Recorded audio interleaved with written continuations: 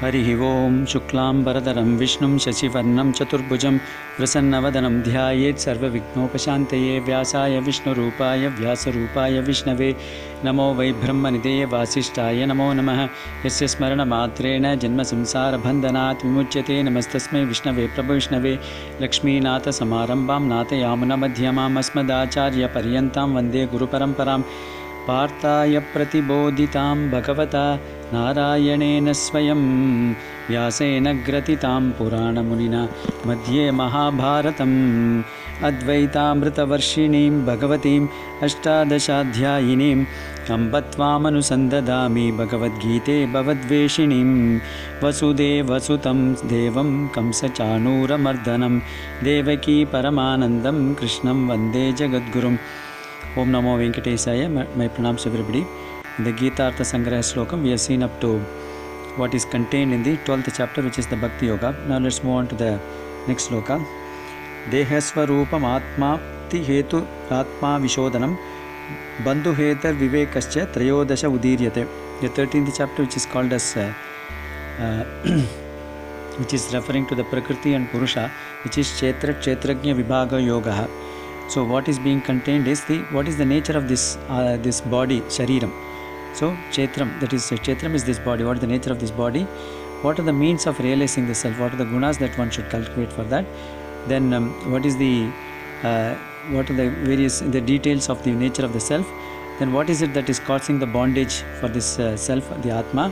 And then the discrimination, that is Vivekam, that is discrimination between identifying the self and the non-self, which is the body. That is what is being covered in the Kshetra Kshetraga Vibhaga Yoga. That is the 13th chapter.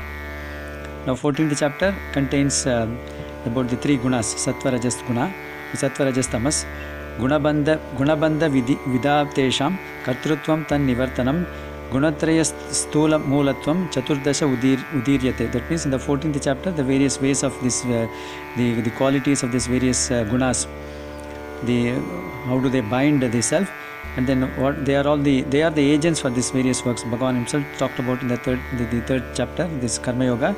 The gunas are the things which cause the action to be performed, and then how do we get rid of this? They get beyond this the influence of these gunas. Bhagavan himself spoke in chapter 7. Mameva ye prapadyante maya metam tarde. See, the maya is nothing but the product of maya is manifesting these three gunas, and therefore if one surrenders to the Bhagavan as such, one will be completely will get away from this influence of these three gunas. That's what is being talked of in this 14th chapter. Then the 15th chapter, which is called as Purushottama Yoga. Achin Mishrat Vishuddhascha Chetanat Purushottamaha Vyapanat Bharanat Swamyatanyah Panchadasha Uditaha. So in the 15th chapter, the Purushottama Yoga, the Supreme Person is declared to be who is other than this Prakriti and then Purusha. That is, he is talking about, they talks about Chara Purusha, Akshara Purusha, and then Purushottama. These are the three things talked of in chapter 15. So which is other than the self, when it's both in its pure sense of the self, as well as in its conjunction with this, this sentient, that is insentient, that is inert matter. So Bhagavan is beyond that, and then because he pervades all these two things, and therefore he rules over them, and therefore he is called as Purushottama.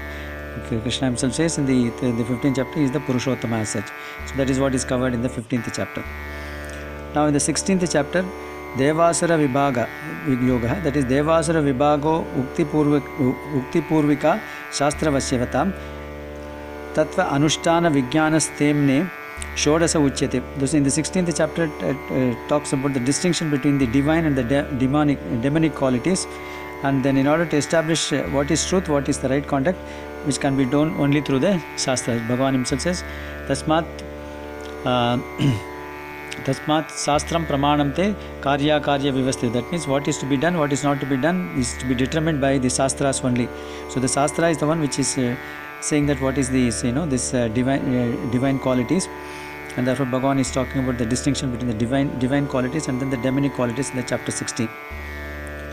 Then in the 17th chapter, Asastram Asuram Krishnam Sastriyam Gunata Pratak Lakshanam Sastra Siddhasya Tridas Saptama Dasho Uditam. That means in the 17th chapter, what is not ordained by the Shastras, and therefore they are demonic. So what is ordained by the Shastras are varied according to the three gunas, Sattva, Rajas, Tamas, and therefore the various types which are being called, which is this Sattvic Dana, Rajasic Dana, Tamasic Dana. So different types of actions classified according to their gunas.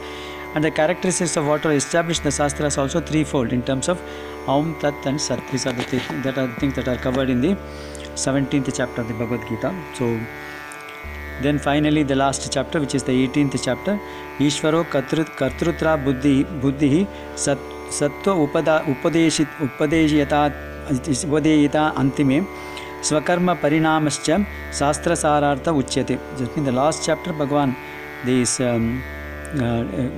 bringing out the mental state required for ascribing the agency to the God. That means surrendering everything to the God, and the necessity of cultivating the sattvic quality over the Rajasic and Tamasic, and then spiritual culmination of discharging one's own duties, and the Bhakti Yoga. That means the combination of the Karma Yoga as well as the Bhakti Yoga, which forms ultimately the essence of the Bhagavad Gita. And finally we have this famous Charama Sloka, the chapter 1866 Sloka, Sarva Dharman Parityajya Mahamekam Sharanam Vraja Aham Tva Sarvapapebhyo Mokshayishyami Master. Bhagavan says, leave aside all the dharmas with the leaving aside the agency of doing it, and therefore surrender everything unto me, and then I will completely relieve from all your sins. That's what it is. And the sloka prior to that is Bhagavan again talking about the Bhakti Yoga, Manmana Bhava Madbhakta Madhyacha Mam Namaskur. That means completely get devoted to me, and then then become my own devotee. So these two are the qualities that Bhagavan talks about in this 18th chapter. 18th chapter is almost like a summary of whatever has been said in the previous 17 chapters as such. So that's how the summary of the 18 chapters are. Let's now take a review of all the 18 chapters. The first chapter is Arjuna's Vishada Yoga, where Arjuna is confused about his dharma. What is it that he should do, what he should not do, and then that's the first chapter. Second chapter is the Sankhya Yoga, where once Arjuna surrenders to him and then says, I have surrendered to you, Prapannoham, Sishyoham, Prapannoham. That means I have your Sishya as well as surrendered to you. Bhagavan takes over. In the chapter 2, he talks about three things. One is the Atma Vidya, that is the immortality of the Jivatma, that is the soul. Then he talked about the Karma Yoga, how to perform the Karma Yoga. And thirdly, the Sthita Prajnas. What does the Sthita Prajna do? That's what is covered in the chapter 2. In chapter 3, of course, Bhagavan talks about the Karma Yoga. Karma Yoga is doing the ordained duties. That is, that one is in that particular state in which when the person exists, both the ashrama and the varna dharma, and perform the duties as an offering to the Bhagavan, surrendering to him without expecting any fruits of the action. That's what it has been talked of in chapter 3. In chapter 4, Bhagavan initially talks about his the avatara that he takes, the purpose of taking his avatara, when does he take avatara, and the person who knows the true purpose of his avatara gets completely liberated. Then of course Bhagavan talks about the jnana aspect of these various karmas. So that's why it is called as Jnana Karma Sannyasa Yoga, that chapter 4 is called. Then finally the various types of yajnas that are to be performed, that's what he says. Then know this by surrendering to a guru. Tadvidhi pranipatena pariprasnena sevaya upadekshanti jnanam jnanina tattvadarsinha. That's what Bhagavan is saying, to get all this knowledge through the guru. And then the jnana, as the Agni, burns up everything, the ignorance, and then ultimately redeems the person as such. That is what is the 4th chapter. 5th chapter again, when Arjuna is again confused whether he should follow the Karma Yoga or then because Bhagavan extolled the Jnana Yoga in the chapter 4, again he is getting confused. Bhagavan says both lead to the same results, and therefore for your case you have to follow the Karma Yoga only. Then he is also extolling the greatness of Karma Yoga. That's what the chapter 5 is. Then having done all those things, how does a person do meditation? Because Bhagavan takes a sequence. Once the mind is calmed through the performance of the Karma Yoga, mind becomes fit enough to perform the Dhyana Yoga. Bhagavan gives the details of how to perform this various Dhyana Yoga, and that's what is covered in chapter 6. So 1 to 6 covers about the role of the Jivatma and what are the actions to be performed. Then 7 to 12, 7th chapter talks about Jnana Vijnana Yoga. Bhagavan talks about his greatness.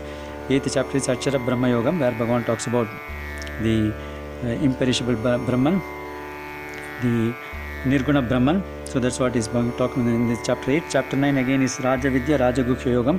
Again extolling is the role of Bhakti. So concluding with that same sloka, Manmana Bhava Madbhakta Madhyaja Mam Naskuru. That is what is covered in chapter 9. Chapter 10 is the Vibhuti Yoga, where Bhagavan talks about His presence in all the things in this universe, that is the one in many, that is what is talked of in this Vibhuti Yoga. That means his Aishwaryam, Bhagavan's Aishwaryam.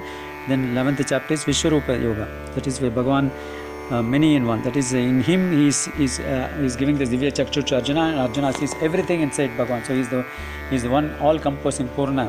That's what Bhagavan reveals to him in this Vishwarupa Darshanam. Then chapter 12 is the Bhakti Yoga, the greatness of Bhakti Yoga, both the Nirguna and Saguna Brahman, Saguna Bhakti, the Bhakti towards the Nirguna and Saguna Brahman. And Bhagavan says Saguna Brahma is the Bhakti to Saguna Brahma is the easy path to follow. And then talks about the various qualities that a Bhakta should develop: Adveshta, Sarva Bhutana, Maitra, Karuna Evacha. So those kind of things have been talked of. Then chapter 13 is Chetra Vibhaga Yoga, where Bhagavan talks about the distinction between the inert and then this soul, the Jivatma. So the Viveka, discrimination to identify the self and the non-self. 14th chapter deals with the gunas, the 3 gunas, the chapter 14. The 3 gunas, how to overcome the 3 gunas by surrendering to the Bhagavan as such. The details of the 3 gunas are being explained in chapter 14. And chapter 15 is Purushottama Yoga, where Bhagavan talks about he is beyond the Chara and the Achara Purusha, that is the inert and then this soul, that is the Jivatma is beyond that, he pervades them also. That is the chapter 15 Purushottama Yoga. Chapter 16 is that is Devasura Vibhaga Yoga, Devasura Sampatti Vibhaga. That is Bhagavan is talking about the qualities of a divine person as well as a demonic person. So he is distinguishing between the qualities of the two persons. And then 17th chapter talks about the duties, the qualities which are ordained in the Shastras. They follow, depending upon the gunas, they can be classified into Sattvic, Rajasic and Tamasic. That is what Bhagavan talks about in this chapter 17. Shraddha Traya Vibhaga Yoga. Then 18th chapter is Bhagavan talks about the Moksha Sannyasa Yoga, where Bhagavan is giving the asking Arjuna to develop the sattvic qualities, which is most important, and then ascribing the agency of all the activities to the Bhagavan as such, and then finally surrendering at his feet, and then Bhagavan takes over and gives them removes Sarva Dharman Paritejya Mamekam Sharanam Vraja Aham Tva Sarvapapebhya Moksha. That means he says, I will relieve you from all your sins. That's what Bhagavan says. That is how the chapter 18 concludes. So with this, we have got a broad idea of what are being covered in the different chapters. From next session onwards, we will move on directly into the shlokas as such. Hari Om, Om Namo Venkatesaya. Vasudevasutam Devam Kamsa Chanuramardanam Devaki Paramanandam Krishnam Vande Jagatgurum Sarvam Sri Krishna Arpanastu. Krishna Krishna Krishna.